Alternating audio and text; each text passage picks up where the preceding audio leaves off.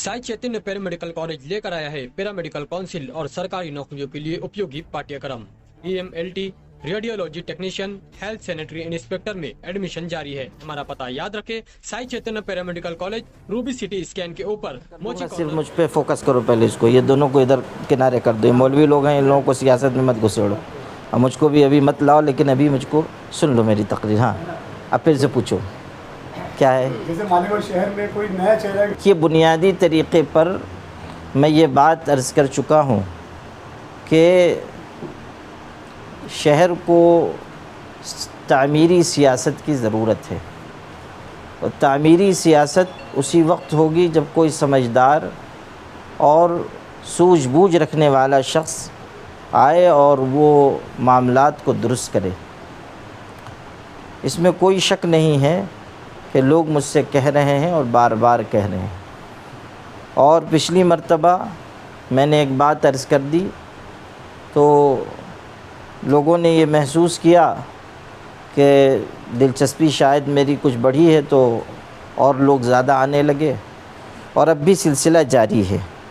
मुख्तलिफ़ सियासी पार्टियों की तरफ से मुझको पेशकश हो रही है, और शहर के भी बहुत सारे समझदार लोग और सियासी सूझबूझ रखने वाले लोग भी मुझसे ये कह रहे हैं कि आपको इलेक्शन में आना चाहिए, इलेक्शन लड़ना भी चाहिए और शहर का कुछ भला करना चाहिए। लेकिन अभी मैं कोई फ़ैसला नहीं कर सका हूँ, इसलिए कि दोनों तरफ की बात है। जो हमारा अहले इल्म का तबक़ा है, उनमें से बहुत से लोगों की राय ये है कि मुझे नहीं जाना चाहिए। शहर का जो समाजी सियासी तबक़ा है, सुलझे हुए लोग हैं, सूझबूझ रखने वाले, या जिनको शहर की फ़िक्र है, वो ये महसूस कर रहे हैं कि मुझे आना चाहिए। अब दोनों तरह की बात चल रही है, फ़ैसला बहरहाल करना है। जिन सियासी पार्टियों ने मुझसे राब्ता किया है, मैंने उनसे भी कहा है कि कुछ दिन आप इंतज़ार कर लें, उसके बाद फिर इंशाअल्लाह कोई बात करेंगे। मेरे जहन में अभी ये बात है कि जो हमारे शहर के बड़े उलमा हैं, उनकी एक नशिस्त में रख लूँ और उसमें मैं अपनी पूरी बात उनके सामने पेश करूँ और उनसे दरख्वास्त करूँ कि वो कोई एक बात मशवरे के तौर पर या फ़ैसले के तौर पर कहें। इसलिए कि अभी हमारे शहर में कई बड़े उलमा ऐसे हैं कि जिनकी राय को वक़्त देनी चाहिए और उसके मुताबिक हम लोगों को चलना चाहिए। तो इंशाअल्लाह मेरे जहन में ये है कि अंदरून 2-3 दिन मैं कोई ऐसी मशवरती नशिस्त रख लूँ और उनसे मुशावरत के बाद फिर कोई फ़ैसला करूँ। अगर वो हाँ कहें तो बिस्मिल्लाह, और अगर वो नहीं कहें तो मैं फिर पीछे हट जाऊँ। और मैं ये गुजारिश करूँ कि किसी एक अच्छे समझदार आदमी को मौका दिया जाए, या किसी को आप लोग ढूंढ के लाएं। आप लोगों के भी तो हाथ पैर बहुत लंबे हैं माशाअल्लाह, कहीं से कोई एक आध आदमी तलाश कीजिए कि जो तलाश के लिए तो आप लोगों ने हमको आपके पास भेजा। ओह अच्छा, तो ठीक है, लोगों की उम्मीदें हैं, इसमें कोई शक नहीं, मैं समझ रहा हूँ। और लोग ऐसा समझते हैं कि कुछ सियासी सूझबूझ मुझको है, लोग ऐसा भी समझते हैं कि मैं कुछ काम अच्छा कर सकता हूँ। लोगों की तवक्कुआत हैं, लेकिन बहरहाल मुझे सब सोच समझ कर कोई मुतवाज़िन फ़ैसला करना होगा।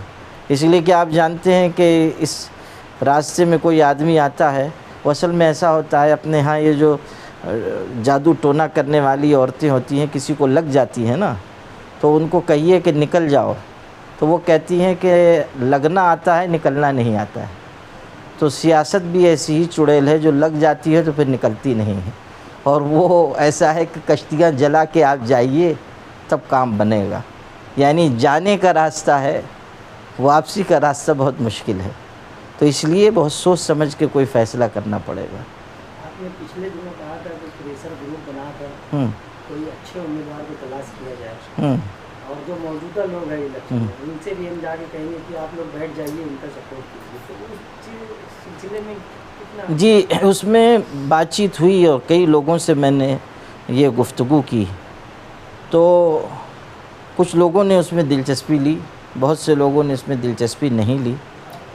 एक बात ज़्यादा समझ में आई, वो ये कि अगर प्रेशर ग्रुप बनता भी है तब भी